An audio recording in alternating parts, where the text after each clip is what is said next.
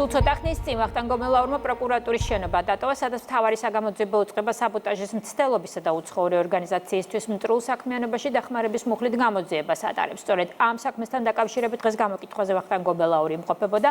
საქმე ჩორჩანა საგუშაგოს ეპიზოდს ეხება. ამ საგუშაგოს გახსნის დროს შინაგან საქმეთა მინისტრი გიორგი გახარია, ხოლო უსაფრთხოების სამსახურის უფროსი ვახტანგ გომელაური იყო, რომელიც საგუშაგოს გახსნას ეწინააღმდეგებოდა. ანა ბერძენიშვილი ჩაგვერთვება ახლა პირდაპირ ეთერში და გვეტყვის რა განაცხადა შინაგან საქმეთა ყოფილმა მინისტრმა გამოკითხვის შემდეგ. ანა, გისმენთ.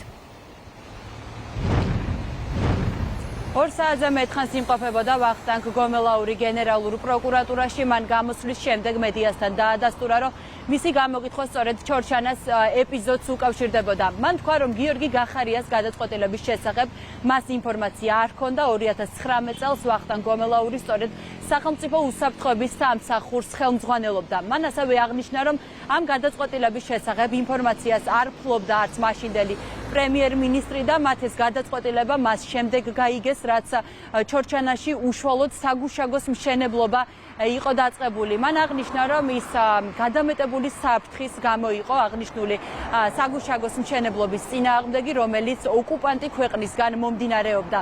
2019 წლის 24 აგვისტოს სწორედ გიორგი გახარიას გადაწყვეტილების შემდეგ ჩორჩანაში საგუშაგო აღიმართა, რომლის შედეგაც ადგილობრივებმა წვდომა დაკარგეს როგორც ტყეებზე, ასევე საძოვრებზე.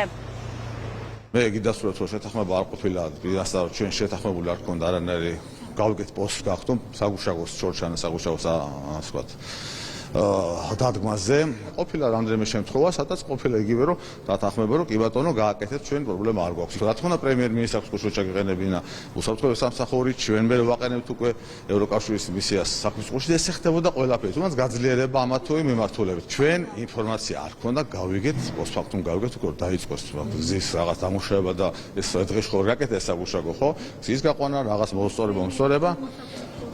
პრემიერ-მინისტრის საქმის ყურში იყო თუ არა, არ იყო როგორც საქმის ყურში და ჩვენ მოვახსენეთ, ესე არ ხდებოდა, რომ რაღაც საფრთხე გაიგო შინაგან საქმეთა მინისტრმა და წავედი ხა ეგ საგუშაგო ჩავდგა. ეს რაღაცა დაუშვებელია. ამას შეიძლება ესეთი უბედურება მოყოს, რომ მართლა დიდი უბედურება. გიორგი გახარი იქნებოდა თუ ვახტანგ გომელაური თუ ვინც იქნებოდა, უნდა შეეთანხმებინა კიდევ ხელს უსვა უსაფრთხოების სამსახურთან, შემდეგ ერთობლივი ინფორმაცია დამუშავებული სულიყო პრემიერ-მინისტრთან, შემდეგ უნდა დახვეპარებინა ევროკავშირის სადამკვირვებლო მისია და მათთვის უნდა გქონდეს, რომ აი აქ საფრთხეა, ან თქვენ დაარეგულირეთ, ან ჩვენ უნდა შევიყვანოთ. საფრთხეა ასობით გექტრობით ტყე დავკარგეთ, საძოვრები დაკარგა იმ ხალხმა, დიდი საფრთხე შეიძლება ომის წინაშე დამდგარიყავით. თვითონ გაცემს პასუხი რა მიზანი ქონდა. იქ შეიძლება სხვა პრევენცია გაკეთებულიყო და აქედან გამომდინარე ჩვენი გამოცდილები და ჩვენ სხვა რამე ურჩეთ. რუსეთის წისქვილზე უკვე დაასხა ასობით გექტრობა წაიღოს რუსებმა. ესე თქვა დროებით, რა თქმა უნდა.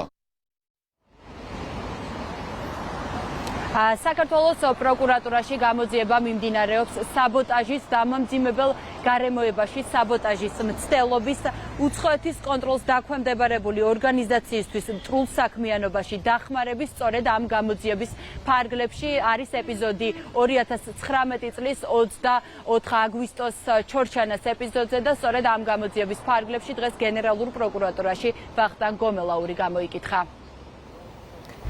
მადლობთ ანა. ანა ბერძენიშვილი საუბრობდა პირდაპირ ეთერში.